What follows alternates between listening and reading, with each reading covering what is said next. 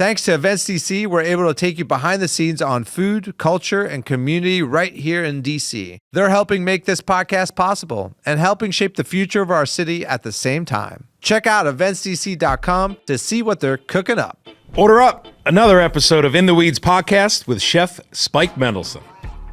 Now, this is a story all about how a Philly kid turned barbecue and hustle into a culinary crown.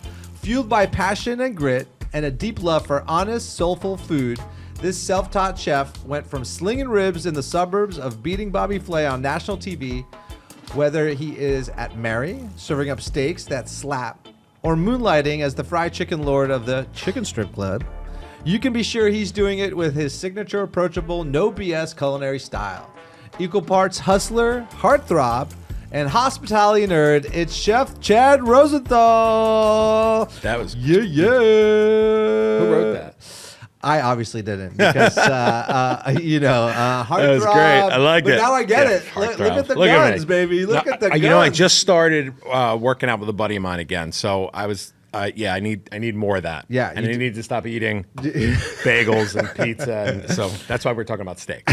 Yeah, no more carbs. Welcome to the podcast, man. Thanks, appreciate it. It's been a long time coming. Yeah. We're like Instagram friends. We are, yeah. We know we've seen each other from somewhere, but we can't really, Exactly. We maybe did some the weird Deuce in vegan stuff Miami, for a little. I don't know, like No. no. Oh, was it the night guy got up on the chair? Were you there that night? At the Deuce? Yeah, but it was during the food South wine. Beach He Food got and up Wine on the Festival? pool table. I don't know, maybe. Yeah. Yeah. Well, everything that happens at the Deuce stays at I was the Deuce. peeing next to Ming's side. That's a true story. Were you? Yep. I think that was that night. I drove Jose Andreas. He had no idea who it was, but it was funny. Oh, really? Yeah. I love Ming, by the way. Yeah, cool guy. Ming's Bings. Ming's Bangs. Ming's Bings. Yeah. Ming's I still have frozen ones in like the second freezer in my house that are like just complete freezer burnt over. But one day, if I need a late night Bing, I'm gonna go get it. We only do late night binging in my house. All right, it's me. I mean, first of all, Are you vegan, by the way? No, not Okay. vegan. Not vegan. I am. Is it what they call flexitarian these days? Got it. Yeah. I don't know. It's some bullshit word made up just to describe. I eat everything and anything. Right. I'm the same. My wife's vegan. Okay. This one over there in the corner. Yeah. Yeah. Okay. Got it. Yeah. Vegetarian. That's right. But when I met her, I got her from I took her from being vegan to pescatarian. Wow. Okay. Yeah, and That's then a she big went all move. the way back. It was a big move. Yeah. Yeah. Oh, all the way back. She just did it to really just score a date with me. Really, she's like, sure, I'll eat some fish, and locked it in. It's okay. I pretended to read. I carried a book around everywhere because I knew she was into journalism, and I was just like, gonna walk around with a book this entire time. Type like this. Yeah, exactly. A lot of writing. I basically walk around with all the books you were reading in high school as a kid. I still to this day, I'm just not a reader. And when someone, they talk about like, do you read that book? Literally all I can remember is Judy Blume books. Like Blubber and Tales of the Four. It was like, I went through a phase where that's when I would, like at school, you'd have like the, what was it, book fair or whatever, and you'd buy a book at school and your mom would give you, I think it was probably $3 back then. And yeah, those were, I think, the last books I might have. Besides cookbooks and great coffee. You're into. Love them. Yeah, coffee table books. What's your favorite cookbook? You got one? I have a lot. Some of Salmonov's stuff from Philly, like the Zahav cookbook's great, and and the photographer who takes the photos, I know, Michael Persico, like they're just beautiful books. Yeah. I don't read them though. No. What, like any old school books like Marco Pierre White? Or you just no. Look at the pictures. I look at the pictures and look at the food photography in them, and I love that stuff. Yeah. I'm with you. I did read like Danny Meyer. Like I read like Setting the Table. Oh yeah, Setting the Table. It's Terry hard. Mastroianni's book, maybe. No, but I know of it. Okay. Yeah, but I did read Setting the Table. It was a great book. Great book. Yeah. And it actually, to keep my attention, it did well. It's pretty amazing. Setting the Table is like a book by Danny Meyer, and it's really like the first book. I'm just, you know what it is because you read it. I'm just letting people. It's like the first book really that introduced the idea of really thinking about the front of the house, I think. And as a chef, you're like reading this book because, there's like back of house, front of house wars back in the day. It probably still happens these days. I'm not like cooking every day in the kitchen, but there's that tension between the front and the back. Yep. And this was a book that really shed the importance of the front of the house. Yes. And if you were like one of those chefs in New York City, which I was at the time, saying, fuck off front of the house, basically get out of my kitchen. Yeah. It was such an eye-opening experience where you're like, oh shit, wait a second. I should probably take a step back and try to work with my front of the house. Yeah, the one thing I remember from that book, and I tried to do it in my barbecue restaurant 10 years ago, and it never stuck. Yeah. But is that solo diner thing that do you know? No, that? tell me. So his thing was, and I don't know which restaurant it was at, he thought the solo diner, right, was like the biggest compliment to a restaurant. Because like you're not trying to impress a date. You're not trying to, like have a business conversation. You literally are there for that experience. So if you're a solo diner, he would send out something special to you. Ooh, I like that. And I'm not a good enough operator to keep that 'cause- going. 'cause People did it for like a week. Yeah. I was thinking like food cost. Yeah, exactly. Yeah. Piece of lettuce. Solo diner, lonely diners. What are you guys doing? Can't you get a date or something? Yeah, right. Can't you just send out a We message? could use the extra dollars. Right. Just invite a friend, pay for a friend. Like everyone wants a free meal. Right. Why are you showing up at a restaurant by yourself? Like, come on. Bring me some of the money. Yeah, exactly. Bring someone else, right? Yeah. The other cool thing about that book is, I remember him talking about the experience starts at home for the diner, and I thought that was like a really interesting thing because as a chef, you're like the experience starts when you order the food or whatever, But the idea of like the experience for the diner started at the house before because of the expectations. Like they booked the reservation Sure. Yeah. and like all the things you have to do to get to that restaurant. Yeah. He thought about, right? And it's also, you have like, it's in the same section in the book, and I haven't read it in a long time, but it's like you have a certain amount of money, right, that you're going to spend. You're in New York City, right? There's 17 trillion places you can take that $200 to. So it's like a big thing, getting your staff to realize like they're taking their wallet and bringing it here. Yeah. And that's important. Yeah. Yeah. But Danny Meyer, that Shake Shack, that $400 million, what a good too. It's good. It's good. So tell us about Philly. You mentioned you're in Philly. Obviously, your intro with your Fresh Prince of Bel-Air. Yeah, don't know them, but yeah. So what? So you were born in there? Philly, suburb of Philly. Yeah. Went to school in Columbus, Ohio. Yeah. At Ohio State, and that was college. That was college. Yeah. Yep. Didn't go to. My parents didn't send me to elementary school there. Boarding school. No, boarding took high a school. long bus every morning. I went to military school. So Okay, got it. It's not far fetched. No, I went to private public school kid. Went to Ohio State, came back to Philly, and yeah. But would your parents do anything in the business? Never. Or? Dad was a jeweler growing up. Now he's in real estate. My mom was always in real estate. I grew up in a real estate office, and everyone in my family, but me, is like a realtor. Right. Yeah. See, should have went real estate. Would have been banking right now. It's kind of the same thing. You got to deal with people instead of running all them. the time. I know. But what was the food culture growing up? Were you like, my dad? I remember being like in the suburbs of Philly. My dad would take me to this spot called Hooley's. It was this like local like rib spot where I was literally the only white kid, right? And with white Jewish kid with Jewish guy going to this like it was like a VFW, Yeah.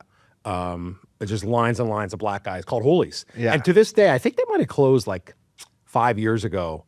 But he was taking me to sushi spot. My dad was into food. Yeah. Hopefully my mom won't watch this. We won't talk about her cooking. Oh, why was it bad? It was all right. Was it bad? Oh my God, fine. Mom's definitely gonna watch this. My dad would. We're We're gonna tag her on Instagram when we do the reels. My dad would come home after selling jewelry like all day. We'd travel all over the place. Yeah. And my mom would buy steaks at like this one supermarket that my dad hated. He was like, he smoked, and we made him quit when he was like 35. Yeah. He's definitely calmed down, but he didn't like steaks from this one spot. What was the spot? I might have to text my little brother. I think it was called like I forgot, but he would. But it was like a grocer, or it was like a butcher. It was like a supermarket. It was a supermarket. With He's no like, butcher. He liked the butcher. He liked the butcher. But sometimes you just got to get the wrapped steak, There was no Whole Foods back then. It was So like, did she cook at all, or she cooked. Yeah. Okay. Yeah. But like it was, but the food culture. Are you the first one to really get into it, like into that? Cooking wise, I think so. Yeah. I remember I had a buddy Brett, and we would make cooking shows, right? When we were, I was probably 10 to 13 on these cameras that were this big, the camcorder thing. Like, we called it Cayenne Kitchen. Cayenne? Yeah, I still need to find a video, like a tape of it. Cayenne Kitchen. And we started making cooking shows. And what was the meaning behind the name? I have no idea. Yeah. I don't know. It might have been like an emerald thing. I have no idea. Yeah. We thought it was funny. It rhymed, you know? So what did you guys cook?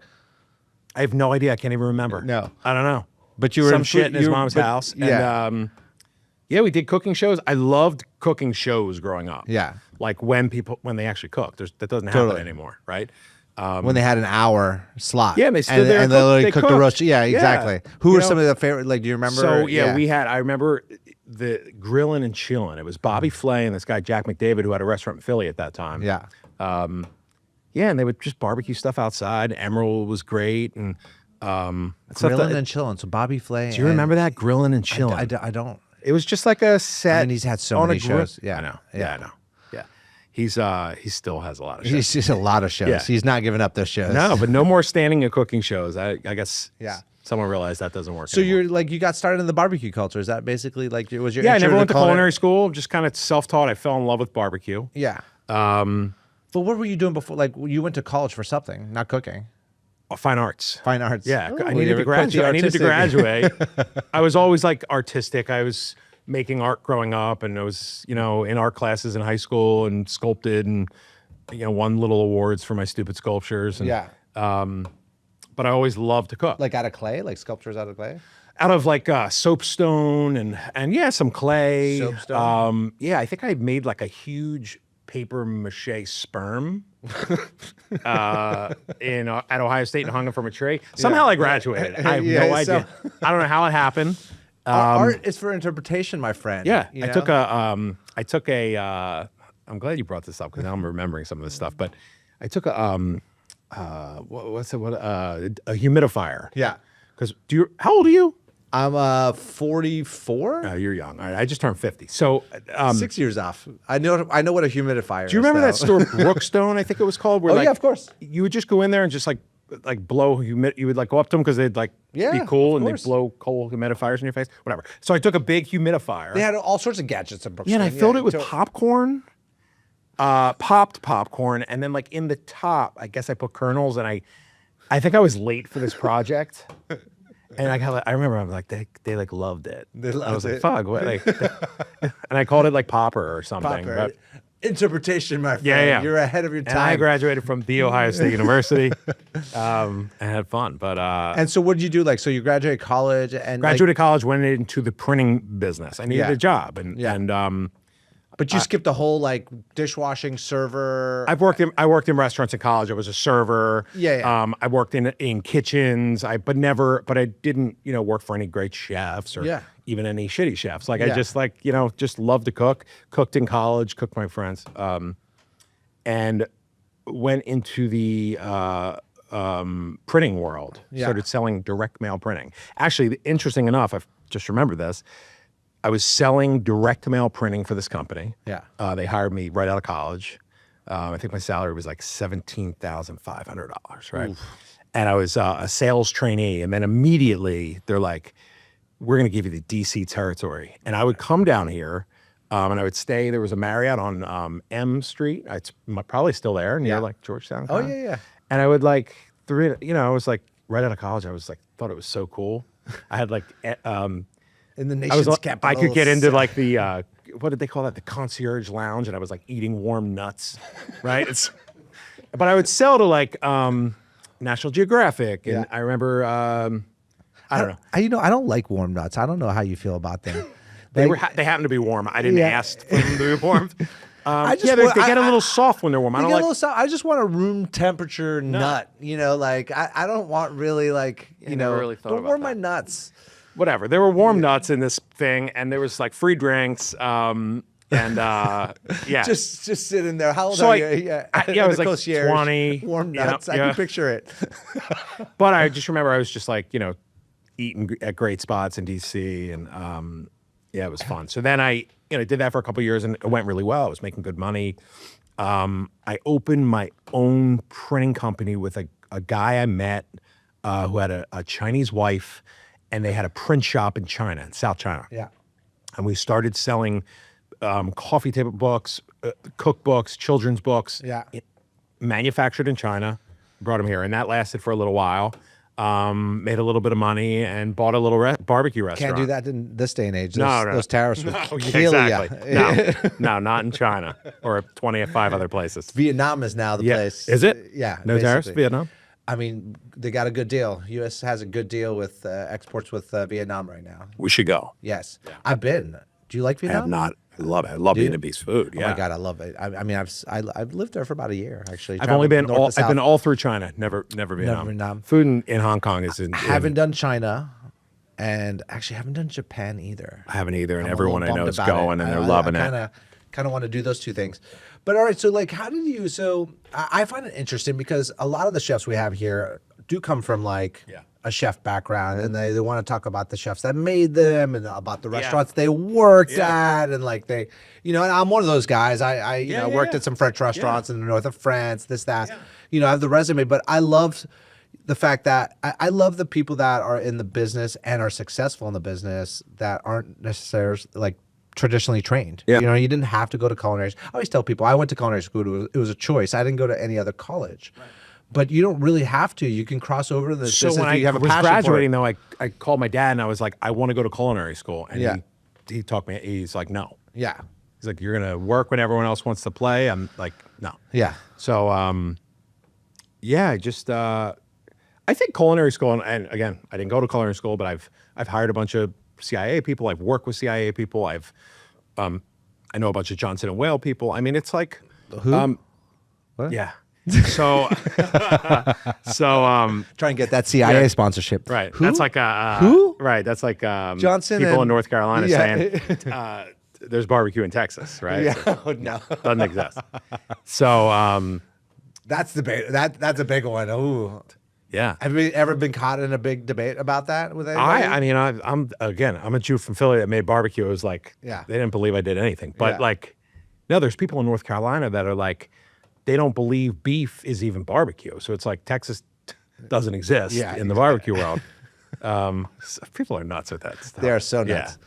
So I'm just like, there's enough love for everybody. I'm just like, do fine. your Is your it good? thing. If it's Yeah, good, do it's your good. thing. Yeah. so where So as a Jew, you cook a lot of pork. yeah.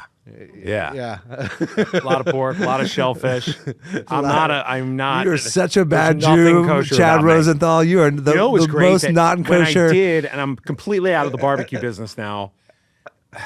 Thank God. But Oh, are you? You're done. no barbecue. BBQ done. Yeah, no barbecue. And we could talk about it. I love barbecue. I don't want to make it for a living anymore. It's like time to make the donuts kind of Jesus style. Like wake Christ. up at 2 a.m. Sorry, 3 a.m. I- Yeah. yeah. No, it's okay. There's you know, again, bad Jew. Bad joke. But when I was in it, like it's the barbecue battles are like, you know what else is hard about owning a barbecue restaurant? Yeah. Barbecue is one of those like where I'm going to say every guy, but it's not really every guy and a lot of girls think they do it better at home, right? So they come in your restaurant, doesn't matter if it's the best brisket in the world. It's like, I know that person. I know yeah, that. there's 1,000 of them. I know. There's Right outside of here, there's 1,000 of them. Yeah. It's like, because my husband makes the best ribs, and it's like, and it's hard to explain to people. The barbecue restaurant that I had, it was 170 seats, right? Yeah. It was in a suburb town of Philly. So like people would come out to eat and didn't understand your brisket should never be over the temp you're cooking it at. So it's like we had to put it under a heat lamp for a little because we're in suburbia of Philly, right? So it's like, why is my brisket not hot? I was like, it's not a fucking steak. It's like, Yeah. so it was hard. Again, what are with people? Brisket, room temperature. Nuts, room temperature. Yeah, no nuts, Right? no warm nuts. But God, it was like our ribs didn't even hit I didn't want the ribs to hit the grill because where I really learned to love barbecue was Memphis. Yeah. And they'd pull it out of the pit and they slice it, throw it on a tray and dry rub it, you know, and then it wasn't hot enough. So then we had to start grilling it. Memphis, that's what you're supposed to do, right? That's it. Pull it out. Pull it out and then maybe hold it in a you know, out to sham or something like that. Yeah. And then dry rub it, throw it at the table. Sauce is a dry rub it after it's all cooked? After, yeah. Okay, so tell and me before. Tell me a little. Okay, tell me a little bit about that. Season it with dry rub. Yeah. 24 or 48 hours. Yeah. You know, Just your signature mix. whatever your mix is. Yeah. Is there a base? Does it have the brown sugar? Yeah. So Memphis style is really like paprika based. Yeah. I'm thinking of like every Guy Fieri like Fiat. By the way, it's Fieri. Yeah. I got in trouble for Is that. he an Italian chef? Yes. So every diners, drive-ins, and dives when a barbecue guy mixes the shit, it's the same. It's the same shit. Onion powder, garlic powder. Yeah. But in Memphis, they do add some like coriander and you know, and some fennel and some cinnamon and nutmeg and you know. So but usually the base is red. It's like paprika. So a little paprika. And brown sugar or no brown sugar? So Is that like a faux pas or? So I use a little like turbinado, like sugar in the roll in mine. A little turbinado. Brown sugar's good, but it can burn. Tell people what turbinado is. A turbinado is like sugar in the raw. Sugar in the raw. It's so fancy. Yeah. I don't read books, but I know turbinado. It sounds so fancy. It sounds like a fast, sugar in the raw. like a fast European car. Yeah, totally. It's just got a turbinado. Yeah. You know. This is delicious, by the way. Than's you. It's there's a little turbinado in there. This, you know, let me tell you what this would go great with. Warm nuts. Totally. I came here and got no warm nuts. It's 100 degrees You know out. what? We may have to serve some warm nuts on this podcast. Who knows? For now on, you If I get a nut sponsorship, I'm serving them. Just more. get a little heat lamp and Yeah. some nuts. Oh, a heat lamp would be fantastic, actually. You got to get cheap nuts because fuck, are they expensive? Oh my God. I have a salad in my restaurant now with pistachios on it. Oh my God. Pistachios more than the entire rest of the salad. It's like literally, Yeah. It's like a $38 little asparagus salad. yeah. I just dye peanuts green and call them pistachios now. It's just like That's it. forget And you have to about it. shave You're them a little. You got to reshape them. Yeah, shave. Like I contort my peanuts now, pull them off as people don't know. Yeah, that's Crumble great. them up, put a little Yeah. matcha powder in there. You're ready to powder. go. You're People ready to love go. matcha now. That's huge. Matcha is Huge. so huge right now. Oh my God! It's having we a have this, moment. Like, every Matcha's so everyone hot. under the age of like 35 I'm is trying to- leaving the coffee shop with a green cup. It's a green thing. There is a lot of matcha happening right now.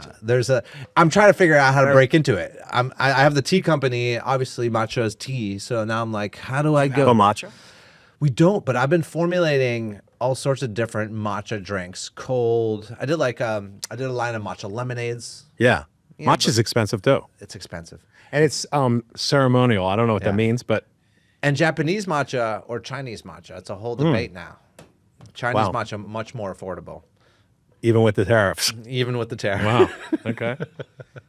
Got it. Okay, so Memphis. So the rub, the Memphis. We were talking. Yeah. So Memphis dry rub. You know, coat the ribs. I use it on my ribs. I use it on my chicken. What kind of ribs? I do right. So Memphis style are St. Louis cut ribs, which is a Are those pork full spare or beef? They're definitely pork. Bad Jew. Bad Jew. Beef. I love beef ribs. They're not ribs are easy good. to hold though. Like it's like you need to cook them and sell them. They dry up a little bit, right? They do, yeah. a little leaner. Yeah. So St. Louis cut spare rib, which is like a real boxy cut, Mm-hmm. right? That's another thing in the suburbs. You got to like think of you have to explain stuff. Do St. Louis ribs come from St. Louis? No, but I get that question at every table, and then I'll get people that are pissed off because this isn't like the rib I got at Pappy's or whatever in St. Louis. That's saucier. I'm like, wait a minute. St. Louis is a butcher cut. Yes. The title of the rib is like Memphis style St. Louis cut pork spare ribs. You know, It's like not kosher. You know, gluten free. We were talking gluten free. That's huge now. Yeah. Yeah. My whole menu is gluten free almost. Oh, yeah? At Mary. Yeah. Oh wow. I have we could talk about the fried chicken, but I have one fryer. Yeah. The restaurant's open Wednesday through Saturday night. Yeah. The fryer's completely gluten-free. We hand cut fries. We do a tostones dish, and that's all that hits the fryer. And then Sunday, we do the chicken strip club and we fuck that fryer up with gluten. Yeah. And then Monday we clean it, scrub the hell out of it. Tuesday we fill it up. Wednesday we start up again. So I want to get to the chicken strip club and Mary, Yep. but I just want to finish off the Memphis barbecue. You're rubbing this thing. You're letting it sit. How long? Because I'm opening up a Memphis restaurant. Sorry. All right. 24 to 48 hours. Okay, so you let it sit 24 hours and then. Yeah, because a lot of people they rub their ribs. This is like the at-home barbecue people that all Yeah. do it better than you. They rub the ribs, right, and then they throw it right in their smoker. They're like, this is my 94 spice dry rub. Yeah, totally. And what happens as soon as it gets the heat? Fats come out of it. All your shit falls off into the bottom of your, whatever your cool smoker You is. at-home barbecue people. Yeah, and then that's it. You need literally once the salts and the spices, the pores start opening in the pork, and you need that. Yeah. So nothing's better than those barbecue people because they'll come to your house, right? Or for instance, we had a barbecue thing at my kid's school where they're like, oh, 6 people were doing like a little barbecue thing, and Cody and I just did like I think it was jackfruit pulled like a jackfruit vegan thing just to be fun because I'm the chef. Yeah, everyone loves that jackfruit. What is Spike gonna make? Right. And then so when we got there, it's just funny seeing those barbecue people, right? They have their like Foolers. one little foil of ribs. Like I'm like, is this all you made? Like they brought like Took them 4 days. 4 days for like this one, and they're Yeah. unwrapping it, and I'm like, bro, I can't believe it. I was as much as I was into barbecue. I once got invited to like a barbecue competition. I was Yes. in Memphis in May. It's insane the way that they make these boxes. Yeah. You basically make like grass to Yeah. sit them in. Yeah. and you ever see how they present them? Oh, And yeah. it's like it's mind boggling. We just had a giant barbecue battle here. Did in you? DC? They do it every year. Have you ever seen that event? Is that the Wendy's? No, that's Chicago. No, is that the They closed down the entire mall. Yeah, what do they area right in call front it, of the though? Capitol. It's the giant barbecue battle. Is that what it's called? Yeah, it's sponsored by Giant Foods, and they have people from all over the country. Yeah. From this area, from this this part of the country. Not Yeah. they come and compete, and it's massive. They have over 100,000 people. Have you been to Memphis in May? I haven't. Memphis in May. That sounds like another like storybook. It is insane. Yeah, really? Yeah, it's the World Championship of Barbecue. I think it's called haven't. Memphis in May. It's right on the Mississippi. So if you want like catfish, Yeah, totally. yeah. Are you the only like Jewish barbecue guy that's ever existed? I have a great Like, story. I probably shouldn't tell this, but maybe no. Yeah. There's this guy Izzy Is he okay? who is in Brooklyn and has a kosher barbecue spot called Izzy's. I think. Yeah. Where is it in It's in Brooklyn somewhere. Brooklyn? Okay, Yeah. I think I've heard of this place. Yeah. Called Izzy's Barbecue. It's all kosher barbecue, and then I think I heard he opened one in Miami. Oh, yeah. But I got invited, like kind of in the suburbs of Philly. There was this rabbi who invited me to this kosher barbecue competition. Yeah. There's nothing kosher about me. Like, so they, we couldn't bring the food. We just had to like give them a recipe sheet, and they had me, and they like really had to like Google to find more Jews that like made barbecue. Yeah. And then there were like some judges that are Jewish, like Mark Vetri was a judge. I Yeah. think he's like half Jewish. Those half Jews. Half They're Jews. the ones. They are the ones. They're the actual They chosen judge. ones. Yeah. They are. They are. They are. If your mom's Jewish. Yeah. So, so there was this. Izzy was one of the other guys, and since Izzy's really a kosher barbecue guy, he brought the rig down because you have to use a kosher pit and all this stuff. I ended up winning it, and there was like a massive like fallout. Hopefully he doesn't hear this. And this was about 5 years ago. Hopefully he does. We're gonna have to have him come Izzy, and rebuttal. His stuff's incredible. Yeah. And kosher meat is a little pre-salted. Yeah. Which I didn't know at that time. Why is that? It's the way they butcher it. the way they and, butcher it, yeah, okay. Rabbis salt it. yeah. You know? It's just like, hey, it's kosher now. Yeah, right, exactly. So, Well, I do kosher certifications at Plant Burger, and it's always like, you do them personally? no, I mean, You call someone. I used to. That's By just the way, expensive, I do isn't have it? a robe and can do it personally now if I wanted. But yes, no, they're you expensive. Jewish? Yeah. what- Mendelssohn, That's what I thought. half Jewish, Are you half Jewish? Oh, that's why which half? not the half that you would like. Oh, fuck, yeah. So, I'm Gruish. I'm Greek and Jewish. Jewish. Jewish. Jewish. Right, Jewish. So, did you get bar mitzvah?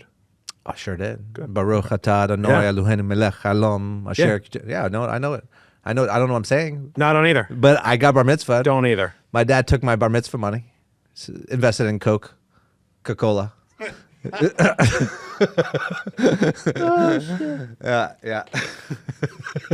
So yeah. Yeah, so I do the kosher certification at every plant burger. We have a rabbi come in. We wait to light the pilots. We light the pilots. Puts boiling oil over our flat tops. Is that really how it works? I've Boom. never seen this. Wow. Kosher, yeah, that's what happens. They put water on the flat tops. Boiling water over the flat tops or the fryer. Kosherize it. And that's it. That's it. I guess Wow. your place just throws salt. No, but I had when I had my barbecue spot in the suburbs, Yeah. there were a lot of kosher Jews that would come in and order the brisket.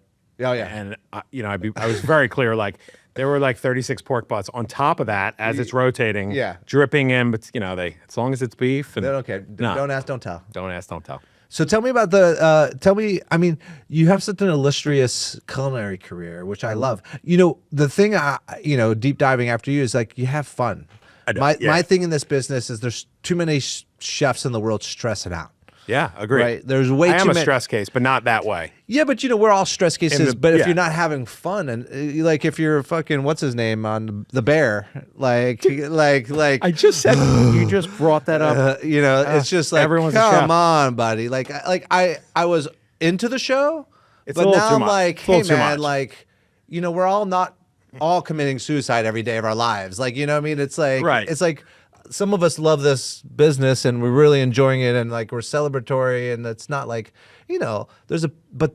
I Yeah, mean, yeah, listen, no, I do. They're, And they're getting the subculture somewhat on the Bear, but like It's a little too much. It's good for TV. Yeah, and it's also very much of a make of like high-end Blue Apron. I cooked at TK Thomas Keller restaurant. Daniel Boulud's making the papoyette or the popiette, Right. the traditional Yeah, Le too Cirque much, too dish much. to the beef sandwich. Like you can't do that in 3 seasons. Correct. Give me 10 seasons. You can. I haven't heard. I heard this season is fair anyway. It's tough. It's tough. I watch it with my wife. She gets stressed out. I laugh at everything because it's just like Yeah. Yeah, like you're better looking than Carmi anyway. Thank you. Yeah. Right? Don't you think when that by the way when that People say my son looks like him. I'll show you the picture afterward. I just love it's just so funny because how many chefs do you think when that series came out they're like they made a series about me. Right. I know my Right. boy Marcel, Yeah. right? Michael Vitaggio probably is like, Yeah. oh, they made a series about me. Marcel. Vigneron. Man, he's down. I don't know how he stays so thin. I got to get his. That dude is like. Dude, he just burns energy sitting down. I did a show against who's this like underling guy? Talk about energy. Anthony something. Carlos Anthony. Carlos Anthony. Isn't that his like? His number 2? Oh no. I'm thinking of. Never mind. Marcel won that show. Oh yeah, the 24-hour thing. No. I'm thinking of the other. 24-hour cooking. Yeah, it was, Were you part of that? I was. Were you on the show? I did. Oh, so you know Marcel? I do know Marcel, yeah. but I was mixing Marcel up with the guy, another guy from on the West Coast. There's Michael Vitaggio. No. Marcelino. He works with Carlos Anthony, but he. I know. Well, they're gonna Google it for us. Google that. But No, Marcel that's not- won the show. He did. That was insane. We shot the first season. What was that like? I'm gonna get to the restaurants. You want to talk about the set, like the behind the scenes? Yeah, like what was that your first show that you did, or have you No. done It something was before? it was. I think it was a last minute they had to pull the show together. Yeah. But it was crazy because it literally shoots in 24 hours. Yeah. I don't know. I lost in like the second hour, so it didn't really matter. Yeah. But So it was a 2-hour show for you. yeah, and we hung out at the pool. Listen, yeah. I got kicked to first off of Iron Chef superstar. Marcus Samuelson booted me. Yeah. Or I got booted. I went head to head. So no, Oh, I did you understand. really? Yeah, Yeah. But you know what? I went surfing for the rest of the 2 weeks. It was great. And now I surfed Yeah. my entire life. I love that. If I hadn't got kicked off of Iron Chef and pissed and went surfing with Chuck Hughes, you know Chuck Hughes from Montreal, Canadian guy. I know the name. I don't Chuck's know. day off. Yeah. I would have. Brian Malarkey. Yes, Brian Malarkey. I don't know. Yeah. Thank you. Well, listen, I didn't really mess up because Was he on that show too? Marcel's super thin Oh, too. yeah. Malarkey's real, like he's like Chiseled. chiseled. We call chiseled. He was not on the show. The Carlos Anthony made it very far on that show. Well, Malarkey, but you the know, he's two a- of them are like they got more. I thought I had a lot of energy. Well, I think Marcel burns it off naturally. I think Malarkey's probably got a little done That's up a little here. malarkey. He's Yeah. he's I'll take a little here, take a little there. Oh, is that what it is? But Malarkey, no, I'm sorry, Marcel, he crushed that show. Like he was flying through He it. deserved it. I'll tell you what. Like, we went to culinary school together, and we hung out. We threw the frisbee and mid gnocchi and frisbee. Like Johnson Wells? no, Johnson and Johnson, baby. Yeah. Although I have a great foil dick story though on Marcel though. Excuse me, a what? Yeah, a foil dick story. I thought you said, okay, no, I don't mind. So Marcel used to, this is how long how way back we go. Marcel, after he graduated about maybe 6 months before me. I think I got to do the backward hat thing. Yeah. Oh, you look good. Yeah, but you got more gray hair than me. Does it look fine in this light? Do we need to like spray some of that? We look distinguished, I think. Yeah, Yeah. It's real distinguished. Very distinguished. Anyways, Marcel was like a sous chef at one of the restaurants at the CIA. Yeah. And the way the CIA is you go to school for about 6 months, 7 months, you go to externship. You pick somewhere to go work for 4 months. Real job training. Then you come back to school, finish your degree. Right. And then you're in a restaurant for about a month or two before you graduate. Right. Makes sense. So he was my sous chef on my graduating restaurant. And he was just a pain in the ass. Like, he was my best friend, but he was such a pain in the ass in the building. He's like, hey, chef, did you, like, check under your, like, buoy? Is anything in your oven? Oh, chef, look what I found, right? Like, he'd be like such a stickler asshole dick because he had the power. Yeah. And so I used to hide foil dicks everywhere in the kitchen. And so one day I made a huge foil dick with everything, right? And I put it in the oven. And Marcel at the end, he'd gather everybody around, right? He'd gather everybody around and he'd be like, all right, everybody, let's check your stations. Yeah. And he bent down, opened the oven. He's like, oh, someone left something in the oven, right? And be like, oh, someone left something in the oven. He reached, pulled out, and it was a huge foil dick. And everyone in the class was like, and he's just... Was it was it 100% foil, or was there something internally to create the dick? Great question. Yeah, because that's a lot of foil. Great question. The end of the foil, and I filled around the end of the foil roll. Oh, the cardboard thing. The cardboard thing was Got there. it. Yeah. It was the one time. But then I used to make little tiny ones and put them in sauce pots, so people would like spoon out sauce onto a plate, and they'd pick up a small tiny foil dick into their spoon. Yeah. And like I was the foil dick guy. I was God. like, hot spoon or foil dick. You've got spiked. Yeah. Yeah. But anyway, so the show was amazing. Yeah. Good. Sounds great. So no, your show. So it was for 2 hours for you. What they teach you at CIA? Yeah. It's CIA. For $100,000? Yeah. How to make foil decks. Listen, I foil dick some of the best chefs in the industry. You don't know. This guy won the show. No, anyways, I was proud of Marcel because man, he went through it. He did a lot of competition shows, and he finally took the title and won. So that show was nuts. Yeah.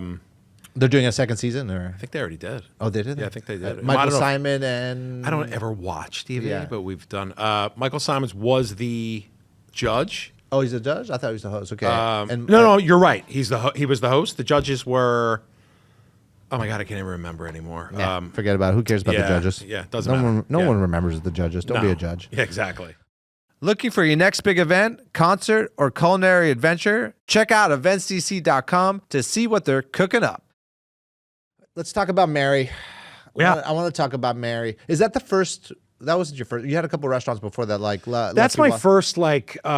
Everything before that was barbecue. Yeah. I tried to grow my barbecue concept at the wrong time, right when the pandemic hit, and it just blew up, which sucked. But now I hate barbecue. Now you hate. What are the biggest? What are the? I hate barbecue and I hate pandemics. What? Yes. Yeah. What's the most difficult thing about? Pandemic aside, about running a barbecue restaurant? Is it inventory? Is it time? Is it food costs, inventory, time. I mean, it's like we were open 5 nights a week, just dinner because we were in the suburbs. It wasn't that a lunch kind of town. Yeah. But no, what people didn't see is we're really open 7 days a week. We're making barbecue overnight. I had a great Southern Pride where you can like leave it overnight. I didn't have a guy stoking like coals or anything, but it's the food costs is like a case of briskets is $400. Right, it's like the labor is insane. It was tough. Yeah. So I had a full bar and we did the blues. It was great. So if really you have great. one of those witty people, home barbecue people at home right now, thinking about opening up a barbecue place, don't do it. No, just Don't- enjoy your barbecue out back. Yeah. Have Yeah. a whiskey. It will destroy you. It'll destroy you. It'll destroy you. Yeah, right. Use your whatever you use, Pit Boss or your. Yeah. So You know. what was Mary about then? So Mary is the name they named Ambler. It's where I live. Yeah. After this woman, Mary Ambler, who saved in 1856. There was like the worst train crash of the time. Yeah. It's called the Great Train Crash of 1856. Makes sense. Yeah. The great.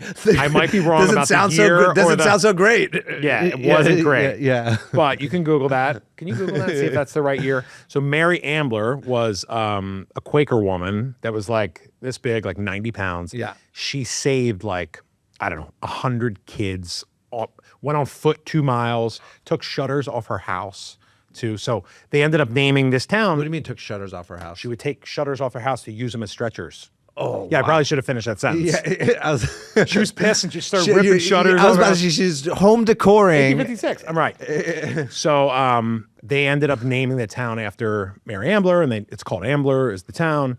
So that's why we named it that. But it's Are there shutters on all the? no, I don't homes? have shutters. I have to find them. But her house is still there, but it's Yeah. kind of like overgrown with trees. I've been trying to just peek through. Yeah. But it's a cool story, and You bought a building there, or you leased the I property? leased the property. Yeah.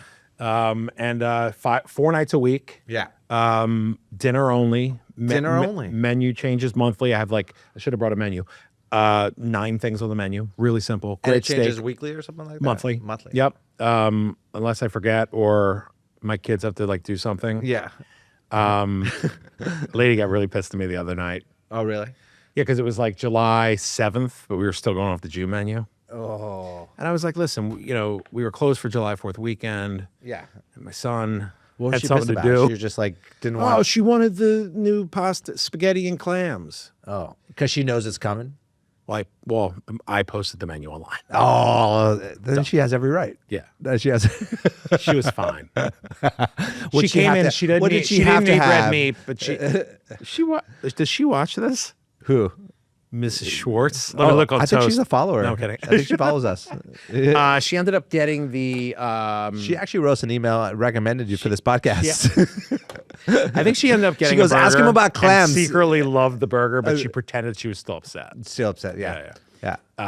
But we change it once a month. Yeah. Usually it's ready by the first of the month. It's great. Great steak, great burger. The biggest food writer in Philly just put us on his top 15 steaks in the city. We're not even really in the city, which is nice. What's the style of food? Just like what Chad likes to eat. It's just kinda like thing? shit I like to cook, Yeah. combined with stuff that I think tastes good. Yeah. No, just really like I do a steak au poivre that's just Yeah. like Ooh, I love a steak au poivre. I cook everyone in a pan. We have 40. It's like nice. How do you make your au poivre sauce? I start with butter, which Yeah. most people don't. Yeah. Red peppercorns, ton of shallots. Red peppercorns. Red peppercorns, because you can like crunch through them. Yeah. You know what I mean? Yeah, like yeah, even yeah. if you don't cook them. Totally. Red peppercorns, a lot of black pepper. Yeah. Shallots. And saute that. Hit it with So whatever little saute, is behind the bar. Little shallots and toast the peppercorns too. Toast the peppercorns. I'm going like this. I don't know why I keep going like this. keep going like that. I saute by What do my you got, a full- shoulder. what do you have, a full dick in your hand? Yeah. And then I deglaze with brandy if I have it, if not some whiskey. Yeah. Beef stock, lemon juice. Yeah. Bring it down, and then heavy cream. I'll give you another good peppercorn. Erica Pear, I think I adapted this recipe from Erica Pear, but he did a green peppercorn. You get these beautiful, spicy green peppercorns in can from France. You know what's interesting? France. I did read about. We have this little grocery store called Weaver's Way. It's like a co-op. Yeah. And they have a really great bulk section. They only have red. I was looking for green. They don't have it. They have, so these greens. And then But I have a green Sharpie. Hey, listen, And I got a guy that I'm paying a salary, and he's not doing 40 hours. I have green peanuts. Excuse me? Pistachios, I mean. Oh, I thought he said penis. Matcha. Matcha. The cool thing about his is I think there's just a tad of cream in it as well. There's butter, shallots, the green peppercorns, and then there's like a ginger liqueur that he adds. That's cool. Yeah, that I thought I was like really that. cool. Man, I can get down with a good old poivre sauce. We put it on the plate. Yeah. And slice the steak, put it down, and just a bunch of fries. Yeah, it's really good. I like a filet or We use a New York strip. New York strip. Just sear the crap out of it with more pepper on the steak. Yeah. And just Sauce it's good. first, slice All steak. poivre on the plate. It's everything that is in this restaurant. I found I turned into I got into vintage and antiquing in like a week, and I found all these old cool plates and That's fun. That's fun. All the plates are different. They kind of crack thing? every day. I love it. Oh yeah. All the plates are different. You go to the antique store every weekend. Yeah, every day. I live there now. Yeah. So that our burger's great. I have one great pasta dish. And we try to collab with some local people, local farms. We got a guy that makes pasta down the street, so I'm using his pasta. So just like I love to forage for shit. So you're just having fun with this restaurant. Having fun. You're Yeah. loving it. It's fun, but it's gone all are the like- headaches of barbecue, this, that. You're out there. Well, I'm in a foraging. town too where it's like Yeah. we have a lot of bar restaurants with kind of like all the same cuisine, right? Yeah. It's like great. Not that there's anything wrong with that. Sure. Wings and burgers and all this stuff. And then there's a couple chef-owned spots that are doing cool things. Yeah. And you talked about you're not in the kitchen much. Like at this point in my life, 4 nights a week's enough. Yeah. Dinner only. Yeah. We all do other things outside of it. What are you doing on the line? Are you exploring? Are you cooking? No, a I'm little bit? cooking. I'm Oh, you cooking. are? Yeah, I'm starting to train another guy. It's me and my Sue King. Yeah. That's our whole line. I have the greatest kid in the back who does my desserts and dish, and he's the best. Yeah. Desserts and dish. Desserts. So he's on. Desserts and dish. You heard of that? That's shit that happens when you don't go to culinary school. Holy Yeah. shit! And he does wash his hands before he gets to the But dessert.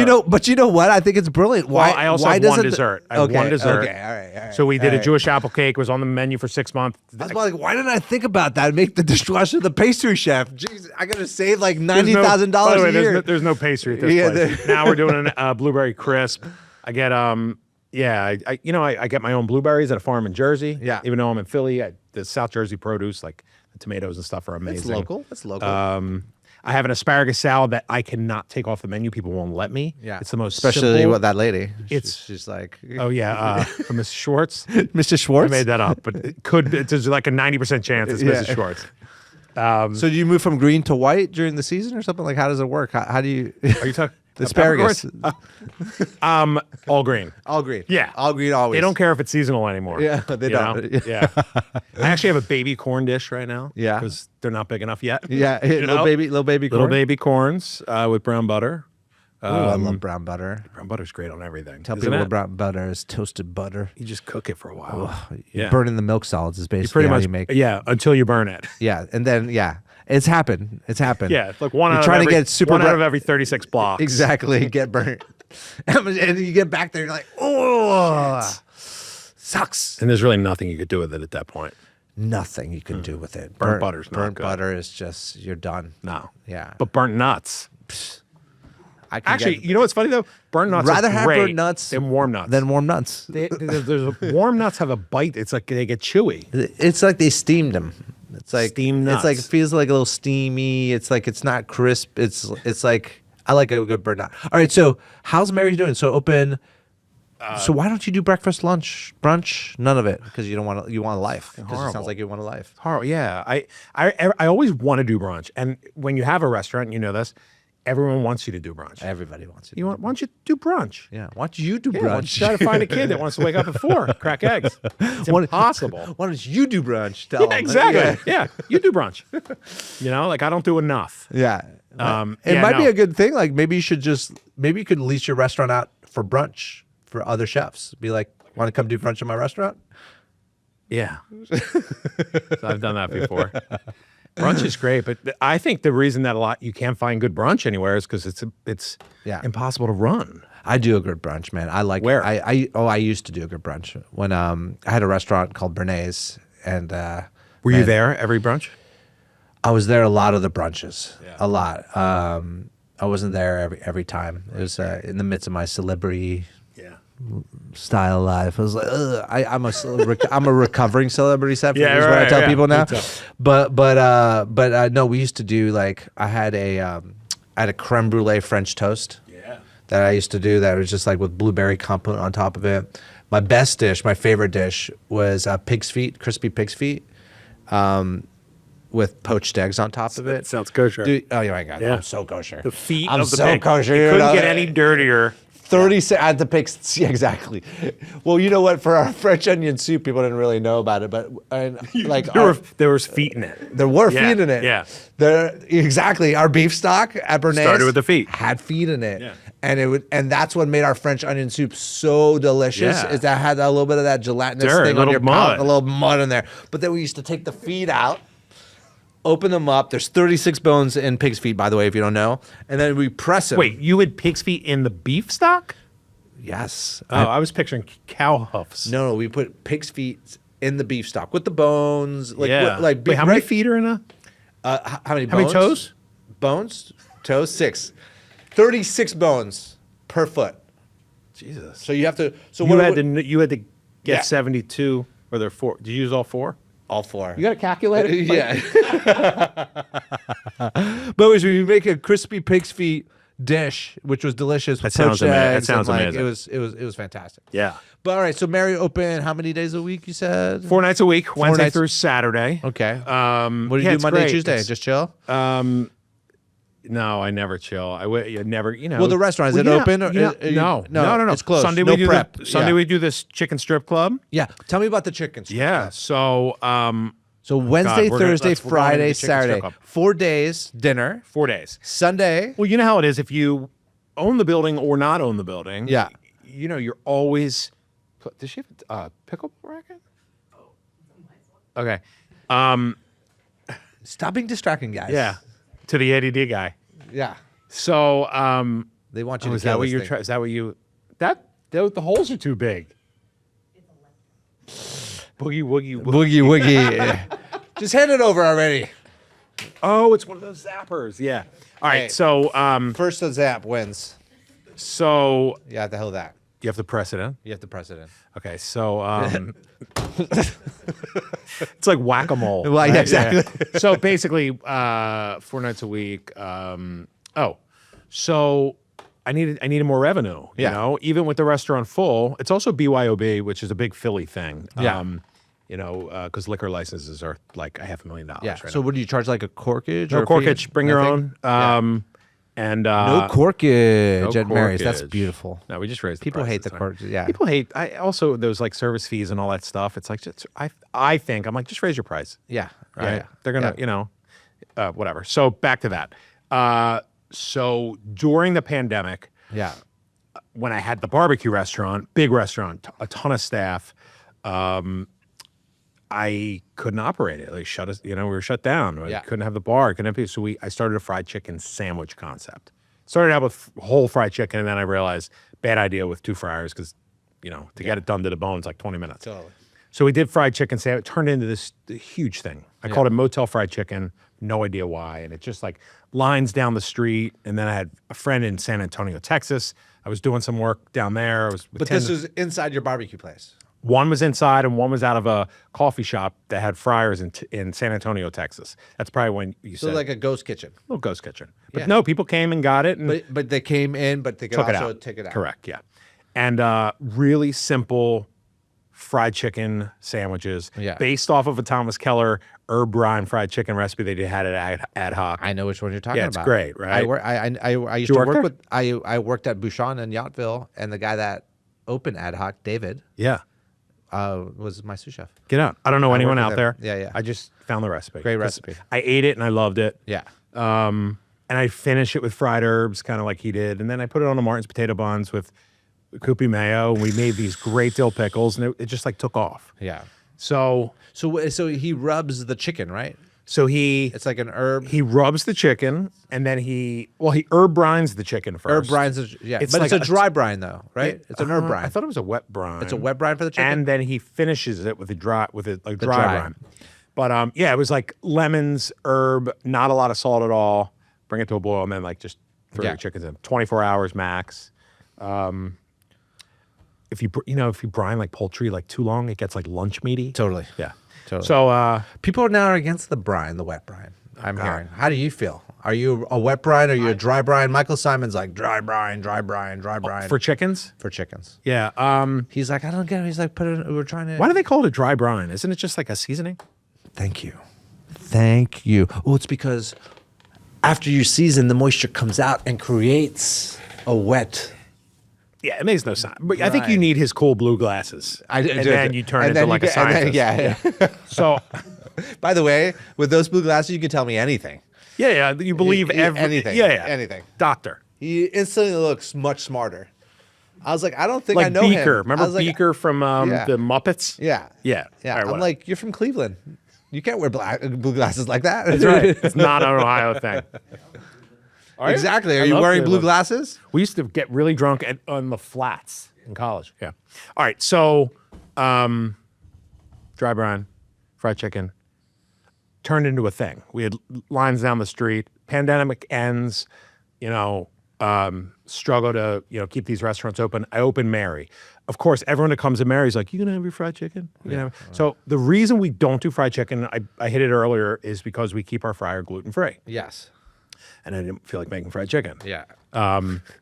It's the real answer. Yeah, that's right. So, I so don't want to make fried chicken that I made my whole restaurant gluten free. oh my god, if there's something that's gonna fuck your fryer up, it's fried chicken.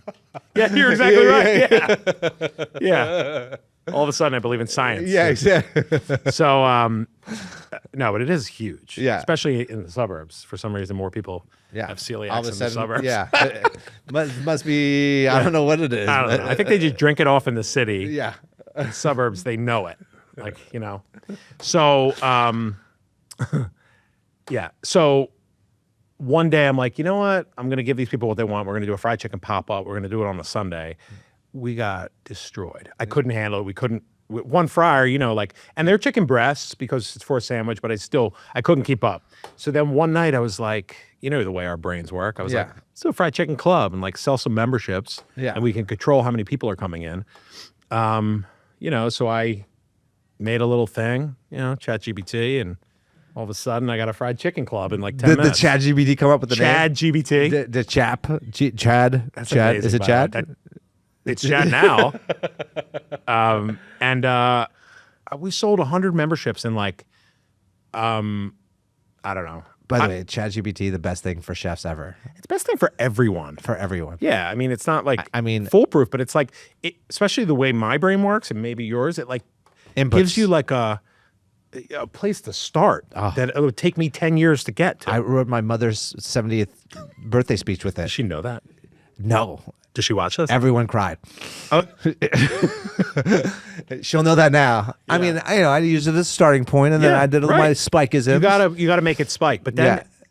it starts turning into Spike. Have you noticed that?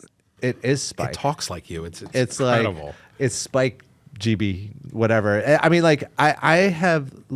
listen. Let's give a shout out because maybe we'll use them as a sponsor. I literally just made a cookbook for a buddy using ChatGPT.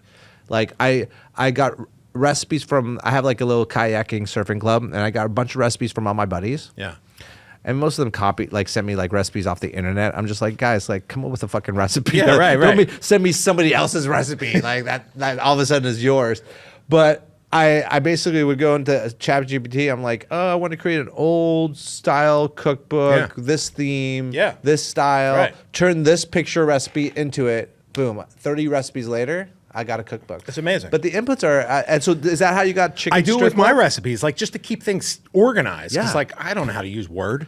No, it You know, puts it's it out there's too so many- quickly. Oh my God. It's amazing. Yeah. So It's amazing. I just know want how to to open use a Word. restaurant called ChatGPT. ChatGPT. ChatGPT. Yeah, exactly. we could Wanna do it we could together? we could have it done in about 5 minutes. By the way, it's done already.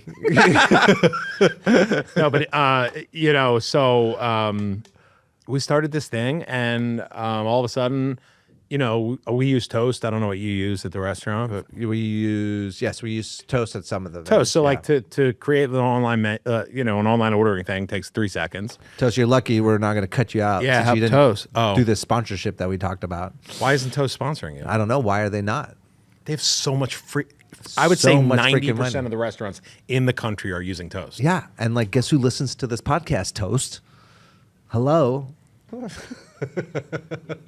Exactly. We're gonna get Yeah, him. We're gonna talk to them. We're gonna get him. So, but The chicken strip club. Let's talk about Square for a second. Yeah, exactly. Let's talk about all the sponsorship. Chicken strip club. Oh, first of all, I didn't know you have such a big team back here. Yeah. But I have 2 chicken strip club hats. Ooh. Give me one of those bad boys. Here you go.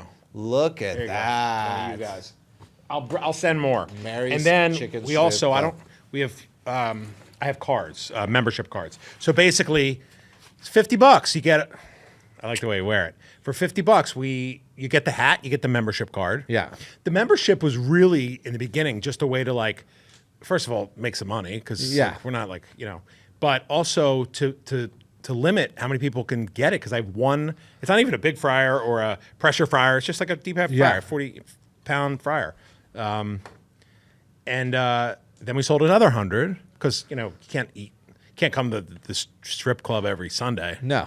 Like your family's going to catch on. I mean, there's a lot of people here in DC that go to the strip clubs? club every Sunday. Really? Do they have fried chicken? No. Right. They wish So they did. it's the world's most tasteful strip club. Ooh. But it's great. People bring it's the suburbs. Dude, so people bring their concept to kids me in. is brilliant. You should be opening up like these all over the country. I want to.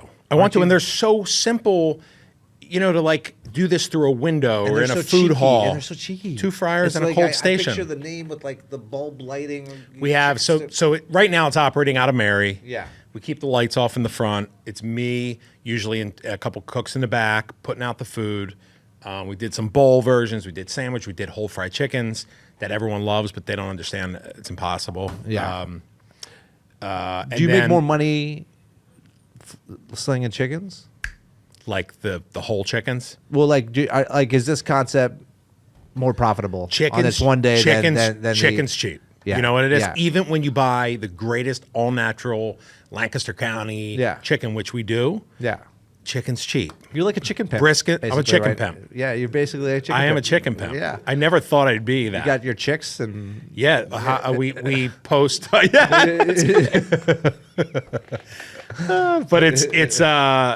it's cool. And then at the end of the day, like, it's good. Yeah. Not just because it's mine. Every chef thinks their shit's Sure. good.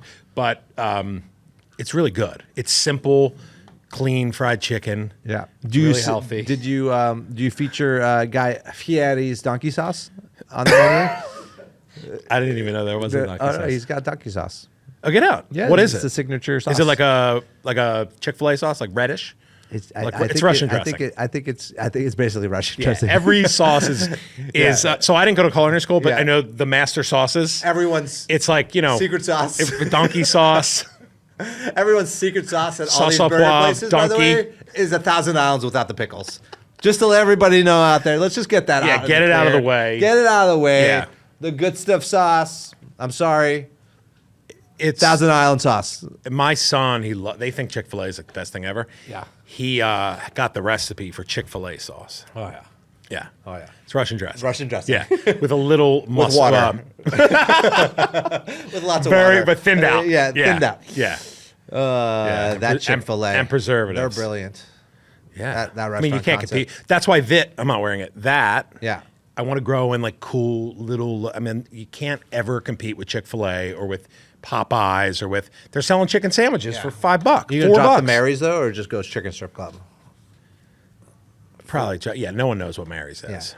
Chicken strip club. Chicken strip club. I love it. I just have a feeling. And what's your slogan again? Chicken strip club. So the SOMO on your hat is Sundays only, members only. Oh, okay. Some little hipster came up with SOMO. that. Who makes my stuff? And then, the world's most tasteful strip club. I love it. It's nice, right? Yeah, I love it. And then the menu. So I am moving it to a food hall in this town. Menu's really simple. Yeah. Chicken sandwich, hot chicken sandwich. I don't call it hot because it's not hot chicken.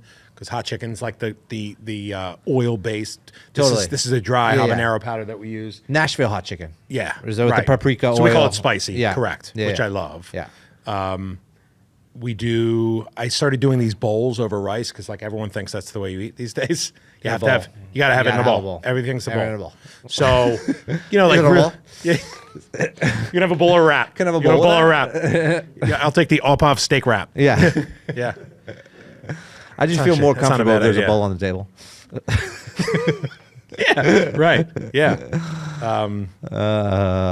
The world we live in. It's just saying. it's such a You want to rub fascinating- rice Rice or lettuce.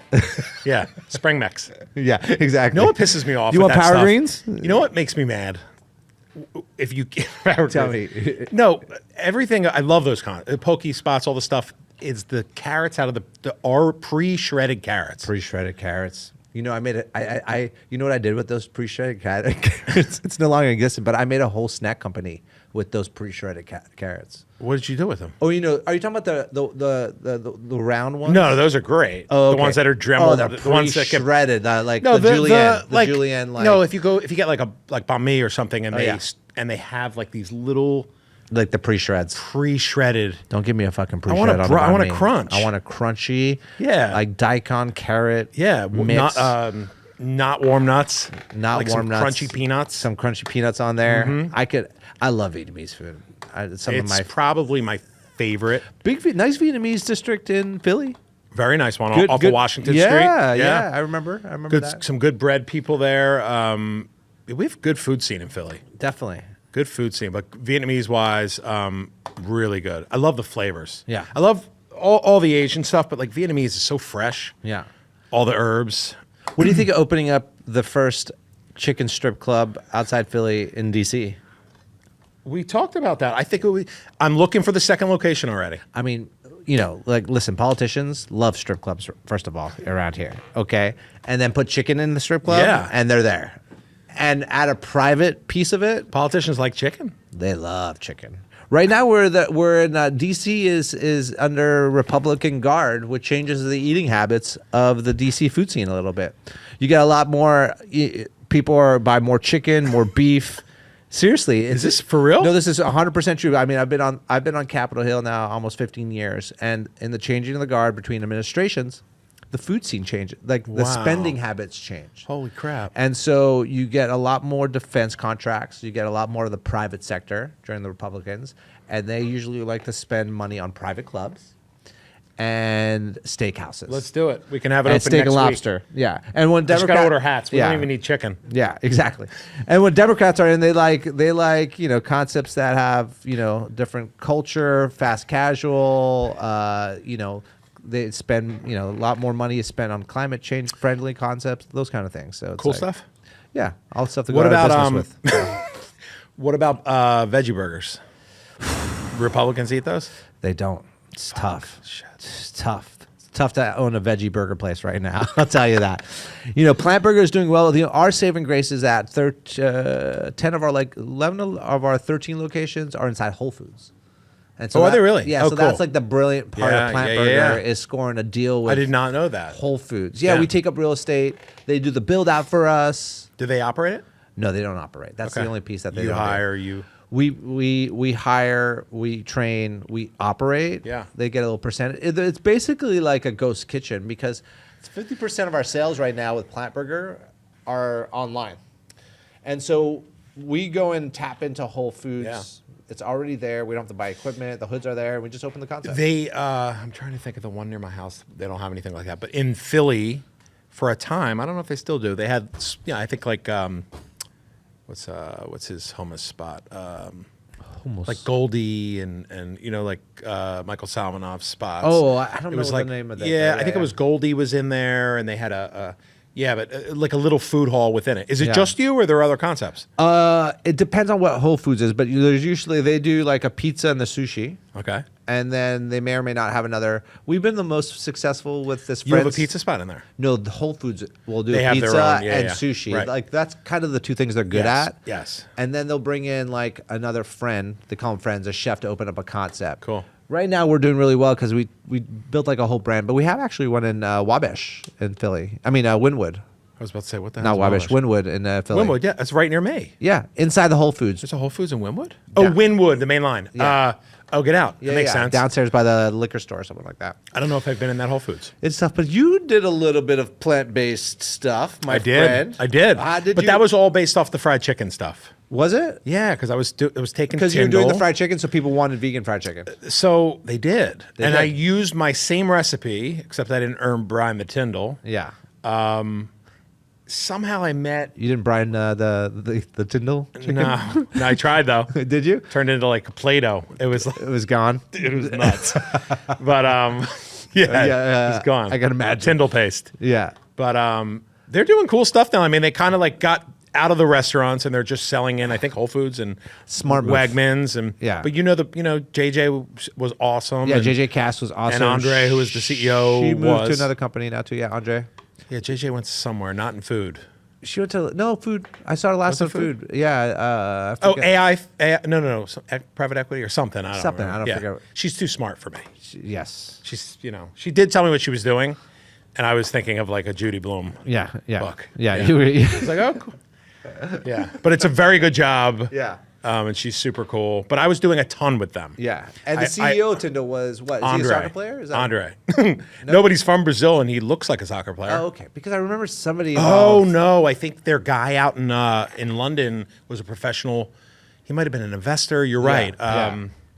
Something like that, right? I Are vaguely you talking remember. about the actual CEO now?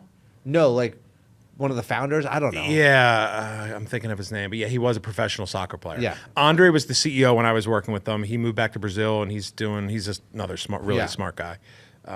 But yeah, I was taking they started out with, it was just like the substrate, right? And I was like, instead of using buttermilk, which is what I use now, I was using like almond milk or oat milk or, all the milk, warm nut milk. Yes, right? warm nut milk. And key. frying the chicken. And Yeah. and we launched on a food truck in Bryant Park in New York. And I started doing their trade shows for them. Yeah, they were cool people. Do you interact with Rocco a little bit? Because I did. Rocco was working with them back then. Actually, the first time I think I tasted it, Rocco has like a little test kitchen or something in New York. Really? Yeah, and I went to a little like party there, and but they kind of stopped selling to restaurants. Yeah, they gave up on restaurants. Shame on They you, did, Tyndall. right? Shame on you, Tyndall. You get a little taste of what it's like, and then you leave us. They left you. You guys yeah. just Now left us. they have these cool little boxes of a bunch of different I flavors. kept trying to talk them into the restaurant business. I was like, you should invest in my restaurant. They were trying to. We'll carry your product. Yeah, you did. You never bought it, did you? We currently serve Tyndall now. Oh, do you? Get out. Yeah, because we were using Gardein, and then we went to Meaty, which Okay. No good. no, it was like it was good. People still in my restaurant. So I had it on my Yeah. menu at the barbecue place because vegans come to the barbecue place. People still ask for it. Yeah, All the time. We launched wings with them, little nuggets now. Yeah, the Our fried wings are like the chicken is- nuggets that are a little elongated. Yeah. That stuff is great. When they, with all these companies, it's like the beta and first to market stuff. It's always a little lacking, a little je ne sais quoi. That's why they kind of leaned on chefs. Yeah, right. And then they use us to make their stuff delicious. Then they drop us. So true. And then they sell the deliciousness. But I went to Amsterdam and checked out their factory over there and Yeah. everything. It was really neat. See, I never got a Tyndall deal. JJ. I didn't. This was not a deal. JJ, you used me. You never gave me a Tyndall We deal. should have her here. Yeah, you gave Rocco, Chad, who else? Everybody gets a Tyndall You deal. were probably busier than me. It's during a pandemic. I was struggling, Tell me about it's kind of amazing what's out there in the plant-based space. It's kind of innovative. Yeah. And so you cater to the vegans and So vegetarians. I Yeah. went vegan I made it about 8 months. Yeah. I actually loved it. I felt great. You feel bad now? I feel horrible. Yeah. No, but I this is a while ago, but I did, and I really liked it. Yeah. I struggle. I love meat. I Yeah. love steak and stuff like that. So I fell off the wagon hard with like a. Do you get any hate from anyone like diehard meat people because you're a barbecue guy? You're like, what are you doing? Every once in a while, you'll get on it, like you post a picture of a steak, and you'll get like a. Yeah. It's usually hidden from Instagram because. Totally. I just block you guys. I just want to let you know, vegans, if you're giving me shit about anything that I do, I have made your world so much more delicious than it used to be. I agree. Okay? I I agree. literally have made your world very delicious. So, fuck off. I have not. I will but- unfollow and block you if you comment shit. But I love veg. I love cooking veggies. Yeah. Even at my new spot, Mary, I'd say half the menu could be eaten by a vegetarian. Yeah. Well, that's the thing that I think was interesting about the vegan movement. Although, I feel like it's 1% of the population, so there is really no massive movement in veganism. Yeah. And Is that so what it is, 1%? It's 1% of the population eat vegan. And so when you open a vegan business, just think about that. I'm not. Not okay. Well, I did. Until you think about that. But the interesting thing about it is that out of that whole thing, a lot of chefs started cooking more vegetables. Do you know what I mean? Yeah. And instead of using like, you know, again, like there's definitely a space for like the Beyond Meats, the Impossible Burgers, the Tyndalls of the world. I totally get that, right? Yeah. You know, we're consumed by fast food. All the fast food that we eat, by the way, meat is processed. Okay. Yeah. This is just a better version of a processed meat using some plants. Correct. And so it's better for the planet. We don't know if it's healthier for you or not. But anyways, what I did enjoy about the movement is that it brought chefs to think about cooking more vegetables on the menu. And like for instance, Daniel Hum turned his entire restaurant, 11 Madison Park, into a vegetarian place. But I just think that's kind of what it's open. I think now like everything's balancing itself back a little bit more. You know, people are still into veganism, but maybe it's just more vegetarian. Yeah, right, right. Yeah. You know, and so, but it's interesting. The what else is going on? So, what's the craziest thing that has happened at the Chicken Strip Club? Do you have bouncers there? We do not. You should. We do not. You should have one big bouncer. We have kids come in. I mean, it's so funny when like a dad comes in and like his daughter's on. Like yesterday, I have a message from a guest that they were so happy that I have one a girl that works for me at Mary works the front. And they're like, I brought my 2 kids in and they filled up their sippy cups. And then I'm thinking about this. I was like, fucking strip club. Yeah. We're filling up kids' strip clubs. Yeah. Strip Was clubs. the daughter sippy named cups. Lila by any chance? No, it's not Lila. No. Or Jasmine? What? Just kidding. What crazy has happened? No, actually, your foiled dicks. Like, I need that. Do you need or don't? You need a foil dick, somebody. I do. You need to go to the restaurant. You think before I leave, I could take one with me? We can. I can make you one. I can make you a quick. Hold it up. A quick foil dick before I go back to Philly. Yeah. You know. Totally. Tell me about your life. No, just tell me what are you up to now? Like what's I always love. I mean, first of all, you're having so much fun. I'm having fun. I'm so Listen, we all went through the pandemic. I was growing a concept that was finally going real. You know how you open big restaurants, right? They're hard to make money the first few years. Yeah. People loved it, and then all of a sudden we're like, wow, we're starting to make money, and developers came to us and they wanted to, grow our concept, and we were like, that's cool, let's do it. It was in 2018, and then the pandemic hits. Like, fuck, and all that pandemic money, PPP, EIDL, all that. We were too new. I didn't get any of that. Just my old first spot. Yeah. So I had to, we were opening in Chicago, never happened. We opened in Philly. I pivoted that 1,000 times to keep it going. Yeah. Bucks County, which is another Pennsylvania town. So it's nice. So I kind of got past that. Still dealing with some bullshit from, how that works. And now I'm kind of like restarting in a different way. This is probably Mary's probably the first like restaurant where like it's all about me, like whether it sucks or it's great, everything that hits the table like came out of my crazy brain. Yeah, not in like a. No, it's all about you. It's all about me. It is. Whether it fails or meaning I had other people. I had Mrs. Schwartz said. She said. I hope it's really not Mrs. Schwartz. She just thinks it's all about him, and I just wanted clam vongole. I just. Yeah. So Chad, the interesting thing about this business, the interesting thing about this business. Chicken Strip Club. No. Well, no, it is the Chicken Strip Club. Is that you'll work so hard and passionate about something in life in this business like barbecue. Yeah. Right, and you'll kill yourself to open a barbecue place, right? And you'll do all the things, you'll layer and this and that, and then now you have Mary, which is all about you. It's a restaurant. Yeah. You're still kind of killing yourself to a certain degree, right? It's a lot. It's a lot. You're changing the menu. And you say like, what are you doing on Monday, Tuesday? Like we, everything breaks and you have to fix everything. And you got to So, but every once in a while, you do something. Something comes along the path, like the Chicken Strip Club. Mm-hmm. Which was just like meant to help you do something just for extra money, right? Yeah. And you just did it just to do it, right? And that's what catches fire. Isn't that funny? And my thing to tell people is like, don't put that fire out, man. Like, keep going. Follow that. It's that little diamond in the rough sometimes that you didn't even pay attention to. You're like, what is a chicken? It's a chicken sandwich. Like you're like, it's a chicken sandwich. That's the one sometimes. And you know what the people will tell you? And obviously the people have spoken. They're like, bring this back. You know what it is as a chef too? Yeah. You're hitting it on the head. And one thing that was back to tie it back into the Danny Myers book, the other thing is like your favorite thing to cook in the world could be clams vandelay, right? Yes. but if people in your town don't want to eat clams vandelay, you're going out of business, right? Yes. I mean, I put you create something, you put it on the table, and you think it's gonna be the best fucking thing ever, and no one wants it, No one right? wants it. You got to put shit on the table that people want. Yeah. And people want strip clubs. Yeah. They want strip clubs. And warm nuts. And warm nuts. And by the way, please have some warm nuts at the chicken strip club. But you got to. By the way, that is definitely happening. My good friend Victor, I don't know if you know him, Taco Bamba.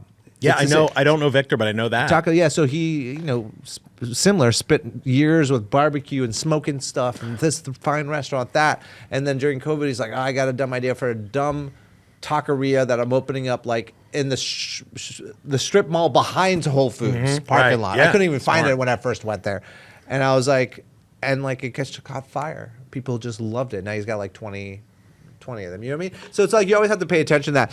I want to be cognizant of the time, Chad, and I want to make They sure. took my phone, so I don't even know what time it is. They did. We take your phone. Yeah. Yeah. We have all your recipes It's like now. the stupid shows Yeah. that we did. Yeah. Exactly. You're being The first show you're that being I did. sequestered right now. First show that I did, they took our phones. Yes. Well, Stuck us. It was Food Network Star. Top Chef. Same thing. Take your phone. Took my life, like phone, magazines, books, whatever. I couldn't piss without them walking me to the bathroom back in the day. Well, they weren't going to take books from me because I didn't have. But any. that was Top Chef back in the day. I went back to go judge just recently on a pizza episode with Wiley On Top Chef. On Top Chef. These kids haven't made these days. They just have their phones, their laptops. Yeah, they're being they catered. can't take your phone anymore. Are you They kidding can't me? take the kid's phone away. Yeah. But I want to cover two things before we wrap this go thing for up. it. All right. Yeah. One, the Fritz. You're wearing the hat. We got to tell people about the fries. Fries. Frites. So Frites. I'm trying to sell them to you, but they're Yes. too expensive. We'll get over that, huh? They're a very expensive fry, but we're going to make it work for you Yeah. guys. It's basically, and full disclosure, I don't use them at Mary because Yeah. we're just too small. Yeah. But it's the way. And they're too expensive. It's. Too small. I mean, I'm not gonna lie. You're right. You're right. But we're working on that. Yeah, we're working on that. The Clearwater. We the are. Clearwater. Oh, you did read my text. I did. I Oh, did. good. The Clearwater's Good. covered. It's. I think the best frozen fry. Yes. I'm gonna say on the planet. Yeah. Because I've been all Say over it. the planet. Yeah. It's all about me. Mars, no fries. So yeah. No, they can't get free street. No, they Mars can't. yet. Yeah. They got to work a second shift. They haven't Elon's started working second. on it. He actually called to say, "Can we get some frites? I want to send Is them that to what it is? space Gonna ship them to up? see." Yeah. With Katy Perry. Yeah. Oh gosh. We're gonna go up and then we're gonna go right back down, Yeah. but we're gonna get fries. Yeah. And when then we're up there. when we're back down, we're gonna kiss the ground. Yeah. That potatoes come from. So they're Kennebec style potatoes.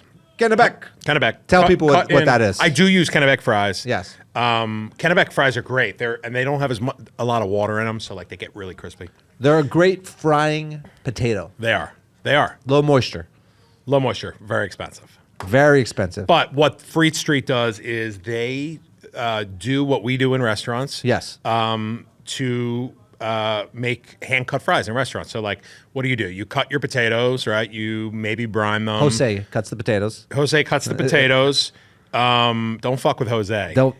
Jose's plating up desserts too. Exactly. It's So, actually Fernando. yeah. It's Fernando. But Who is it? It's Fernando. He's the best. And he's been with you forever, right? Well, Mary, I just opened, but yeah, from okay. day one, he's the best. Yeah. And he works across the street at a Mexican restaurant that his sister manages. Ugh.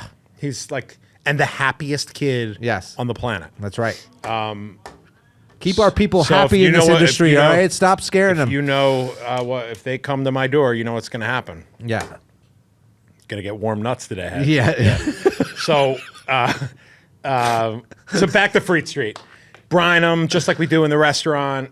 Par fry them. Yeah. And then they freeze them and ship them to you. Yeah. So it's like we're talking about Jose, but you're cutting out all the labor, right? And you're just dropping in the fry and they're ready to go. They're amazing. They're Yeah. delicious. They're crispy. And we're working on the price. We're going to get them there. Yeah. But if you want the best fry on planet, Freet Street. Freet Street, baby. And we, as the chicken strip club grows, we're using yeah. Freet Street. I mean, I love. Did you try them? I have tried them. I tried all of them. Yeah, I think Lauren said she And I shipped thought them they to were you. all delicious. And I put them in front of the two brands, Good Stuff Eatery, and they both came back and saying they're almost, they're very expensive. But listen, They like, are, but if you look at the cost of labor, there you go. but if you're going to a quick service place that's not doing that, they're using like, Well, no, if they're you're just more buying- expensive than a French fry, Yes, a frozen McCain's French fry. or- Yeah, McCain's or, yeah. I don't know the other ones. But guys, I just want to explain it. They may be more expensive, and I'm going to work on getting them on the Yeah, menu. I'm talking to your guy. But like this is what happens with companies that are smaller, that are trying to do the right thing, trying to do the homemade thing. You're going to have to pay for that premium to get them. But A there's lot of a people ceiling. don't see like they're in Arizona making these French fries. I just went out there to check out the process. It's super amazing. But yeah, you're right. Like it's, in our business, everyone, if you're buying from the big guys, US Foods or Cisco or even the smaller ones, they all go to this one place called Dot first, right? Yep. So Dot buys them from you, right? Yep. And then Dot marks them up, and it's got to go to a Cisco, and Yeah. then Cisco then marks them up. The and mafia, these purveyors, it's just the mafia. It's Everyone wants really, to really hard, Yeah. right? They just want to take the skin off the potato all the time. That's it. It's the skin off the potato. Yeah. The tell me, Chad, the unbelievable time with you here. I know you like to give back to your community. Mm-hmm. Obviously, Mary is kind of like a shout out to your community. It is 100%. And you like to stay involved. We are sitting here. You're going to get a tour in a little bit here. DC Central Kitchen. I told you a little bit about them. What they do. So I went to 4 wrong doors Yeah. to get here. And I was amazed seeing, all the veggies back there, all the, I want to say kids. They're definitely Volunteers kids. packing some of the meals, and then the students and the chef cooks. So they're the Yeah. students chopping vegetables, and it place is huge. Place is and huge. clean. Yeah. And I'm excited to see it. Yeah, and people that listen to the podcast know what DC Central Kitchen, because I talk about it. But basically, they take formerly incarcerated people, put them through culinary training, and while they're doing their culinary training and learning great skills, they're actually feeding the homeless and making nutritional meals for kids' schools. So it's like this triangulation of efforts. It's just so good. But I know you do a lot of good also. So tell me some of the organizations you work God. with. And we have it's fun, very similar to what you're doing here on a much larger scale. I tried to do out of my Lucky Well in Philly, and I was calling it the Lucky Well Commissary. We filmed a whole video, and we were trying to get it off the ground. And during the pandemic, it was like I was jumping around from here to here to save things. But seeing this is just incredible. Yeah. In Philly, we have Project Home, and we have there's so many, Phil Abundance, and oh God, there's another one that does such great stuff. I might have read a little rumor about the Philly mayor not allowing you to feed homeless anymore. Fact check that. It might be something new that I read that I'm not liking. we're going to have to go tackle that Philly mayor and throw hot nuts at there's it. a couple organizations in Philly that literally do that. They take in food from all over the place. Yeah. And they go out and feed the homeless. Yeah. I think I might have saw something on my phone on the way down here, just ironically. Do you see anything? We're gonna check. We'll check it. Yeah. We'll check it. Well, listen. I mean, if I didn't talk about one of my favorite things on your resume is that you beat Bobby Flay I did. Fried chicken. and fried chicken. Fried chicken. Is the fried chicken challenge? Did you do that show? Yes. It was fun. Yeah, it was good. Yeah. Yeah. It was the fried chicken. It's funny how you do those shows because like they ask you what your signature dish is before you go. Yeah. So, if they know you're a fried chicken guy, they're going to bring someone else with fried chicken. Yeah. And I couldn't do barbecue because you have 45 minutes to cook. Sure. So it was fried. Yeah. So it was fried chicken, but Was this before you had the chicken strip club? it was during the pandemic. Oh, yeah. okay. Oh yeah. Way before. But So no one had ever taken a bite of your fried chicken No. before you did this? No, my people at my barbecue spot when I was doing the okay. pandemic. Yeah, yeah. But I got a phone call the day before, or I was on my way up to New York to film the show. Right? They put you on that weird freaking island, Yeah. Randall's Island or Randall's something. They put you Island. in that hotel. They're like, just want to let you know, this producer Bobby Flay. The judge is vegan, so the first round will have to be vegan. I think they just do that to freak you the fuck out. But like, I was like, okay, cool, all right. So we get out there, and then it's me, and I forgot the other chef's name. And he was from Florida, and they show you the ingredient to use, and it was tofu. Right. So I ended up I made a tofu like banh mi, right? Yeah. So whatever, I made that. Got to the second round, went up against Bobby Flay. So the judge, who was vegan, was Yeah, it was Bethany Frankel. She's vegan? Skinny girl margarita or whatever. Well, that's why I had to do vegan first round. So she's vegan, right? Yeah. So I'm frying chicken. I'm making a cornbread in the oven. The second round, trying to beat Bobby Flay against his fried chicken and mashed potatoes. She comes over to my station. You know how they like heckle you and stuff. And I pulled my first fried chicken out of the oven, right? And I was temping it. You making sure I'm not killing anyone, right? And she takes the crust and eats it. And then you guys can view. You can look online. She falls on the floor, starts kicking her feet up, and goes, like, oh my God, that's the best fried chicken I've ever had. I'm like, wait a minute, you're fucking vegan. Like, you just were vegan a second ago. It's still to this day. I think I might have like wrote her on Instagram. She'll never write me back. But I have an idea though for you. You ready for it? The Chicken Strip Club featuring Bethany Frankel. We got to get a hold of her. We got to get a hold of her. It's not too hard. No. Everybody seems to. That's right. Chad, it has been so lovely. We're going to have you back, man. I feel like we could talk for hours. Close. It was a quick train ride down. You got to come to Philly. Yeah, we're going to come to Philly. We're going to come check Mary out. Actually, very excited to go eat there. Come eat at Mary. You can eat at, God, Philly's great. Yeah. You said you're from Montreal? From Montreal. Yeah, okay. From Montreal originally. Yeah. If you ever need any, places to eat, I could tell you. If there's one place to eat? Well, Joe Beef. Well, yeah, Joe Beef is my homies, but also Garde Manger, Chuck Hughes. Been there? Yeah, Chuck Hughes. That's Chuck Hughes. Oh, it was amazing. He's the best. I just vacationed with him in Tofino. Have you for eaten about at Amanda Schulman's place in Philly called Milu? No. Okay. I don't get to Philly that much. I think they were. I might be wrong, but I think they were like Joe Beef. Yeah. Oh, Joe Beef people. Yeah. And then Schwartz's. Schwartz is great. I've had it. It's amazing. That's my family's place. I never knew that. Yeah, that's my family's place. You really are Jewish. You're not lying to me. I am not lying. Is your family the one that was pissed that my menu wasn't on in July? Mrs. Schwartz? Yes. Yes. Mrs. Schwartz, she's like, they wouldn't do this in Montreal. Mrs. Schwartz's. They changed the menu. Yeah, Mrs. Schwartz's. I should open up a Mrs. Schwartz's. You should. And know what I love, honestly? This is what's the bagel spot that I love there? St. Viator. Yeah, it's so cool. If you told me you're Fairmont, we weren't. No, I remember we picked up wouldn't air bagels. this podcast. Basically. No, I remember picking up the bagels there. I was at, I think, my brother's bachelor party, and then we walked up the street to some great coffee shop, and you break them, right? You don't like cut them. You don't slice them. No. You break them and you dip them. Can you do me a favor, real quick? Tell Scott Druno. Say Scott Druno. Montreal bagel. Juno? Scott Druno. Druno, Yeah. not Juno. No, Juno. No, say Scott Juno. Montreal bagels rock. Scott Juno. Druno. Scott Juno. Druno. Yeah, Okay. Scott Druno. Montreal bagels rock. that's right. And your New York bagels suck.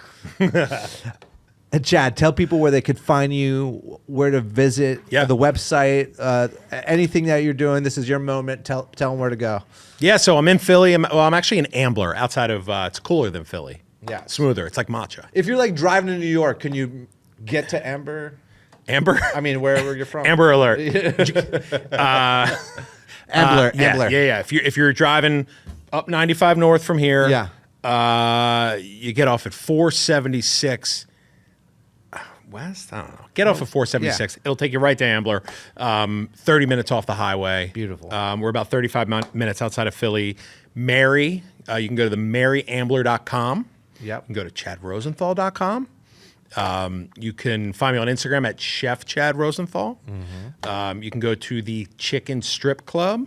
Get a membership. Oh, wait, great story, real fast. Yes. Okay. First day Chicken Strip Club pickups. This guy called me from, we have Fubu's in Philly. It's owned by Philly Mag. It's a big, Bias? Yeah. So, So it's the Philly Mag food, whatever. So they're like, we heard about your thing. We want to do a story on it. So the writer, who happened to live in Austin for a while, and he lived in Portland, Oregon, came out, right?